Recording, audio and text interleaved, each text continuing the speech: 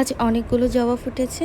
সেই জবা দিয়ে খুব সুন্দর করে আমি আজকে আমার ঠাকুরের সিংহাসনটি সাজিয়েছি, আর সেটাই দিয়ে তোমাদের সাথে আজকে আমার ব্লগটা শুরু করলাম। Hello everyone, welcome to my channel. আশা করি সকলে অনেক ভালো আছো।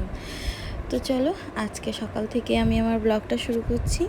জানি অনেক দিন হচ্ছে আমি ব্লগ দিচ্ছি না, আর সেজন্য আমার ইউটিউব চ্যানেলের অবস্থা খুবই খারাপ। তবে আমি এখন থেকে চেষ্টা করব ব্লগ ভিডিও কন্টিনিউ করার। আমি কেমন যেন একটা কাজ সবসময় স্থিরভাবে করতে পারি না। যখন ভালো লাগে তখন সব জায়গায় ভিডিও কন্টিনিউ করি, আর যখন ভালো লাগে না তখন একটা জায়গারও ভিডিও কন্টিনিউ করি না। তো চলো, আজকে আমাদের বাসায় তিতকলা রান্না হবে। আজকে যেহেতু বাসায় মেহমান আছে, আজকে অনেক কিছুই রান্না হবে, সবটাই তোমাদের সাথে শেয়ার করব। আমার অ্যাকচুয়ালি যে স্ট্যান্ডগুলো ছিল ভিডিও করার জন্য, সেই স্ট্যান্ডগুলো আমার ছেলে ভেঙে ফেলেছে বা নষ্ট করে ফেলেছে, যে কারণে এখন আমার স্ট্যান্ড ছাড়া ভিডিও করতে খুবই কষ্ট হয়। আর আমার ছেলে যেহেতু ছোট, ও তো আর এসব বুঝে না। ও একটু দুষ্টু মাইন্ডের চিন্তা ভাবনা, আর সবগুলো নিয়ে নষ্ট করে ফেলে।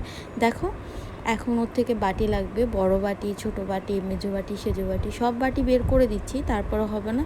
ওর থেকে এই বাটি লাগবে না, এই বাটিটা ওকে চেঞ্জ করে দাও, ওকে অন্য বাটি দাও, এরকম করতেই থাকে। রান্নাঘরে ঢুকলে ও যে কী পরিমাণ আমাকে বিরক্ত করে সেটা বলে বোঝানো যাবে না।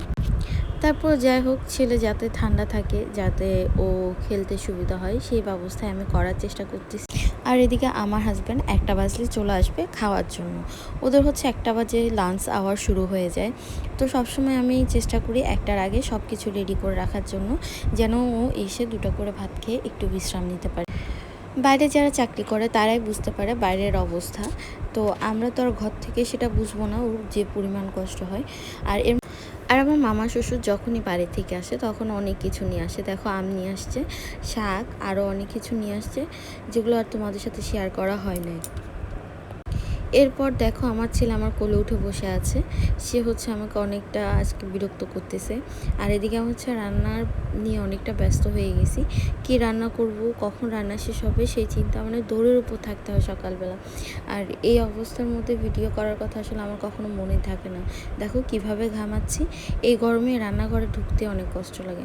তো দেখো, আজকে মিষ্টি কুমড়া ভাজি করে ফেলেছি, ভাত নিয়েছি, আর এই যে এখানে একটা তরকারি আছে, আর এটা একটা তরকারি, আর এই মুরগির মাংস।